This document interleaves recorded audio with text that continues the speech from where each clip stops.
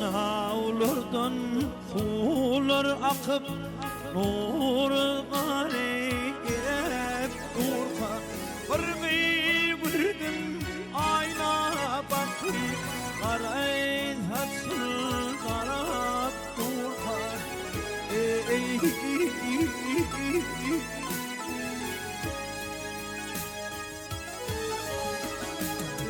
Taşlayrının münlep tarih Yakanıdır boşunari Yakanıp korkusunari Kimke onun haridari Kim yoluna karat durka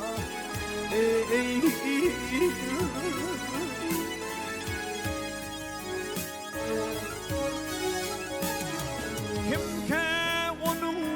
haridari Kim yoluna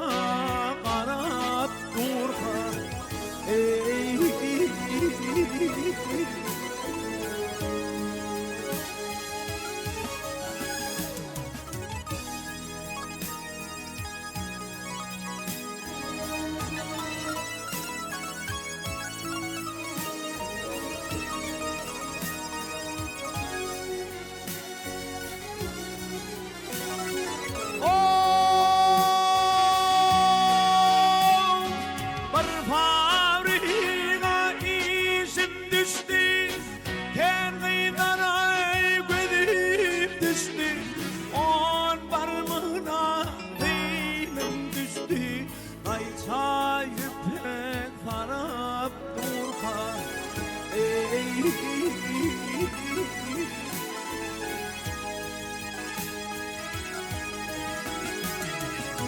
Komşularına bollum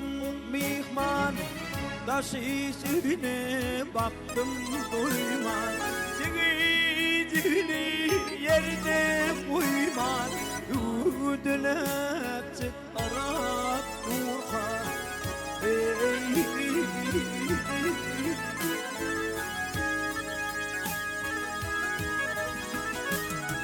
Eğer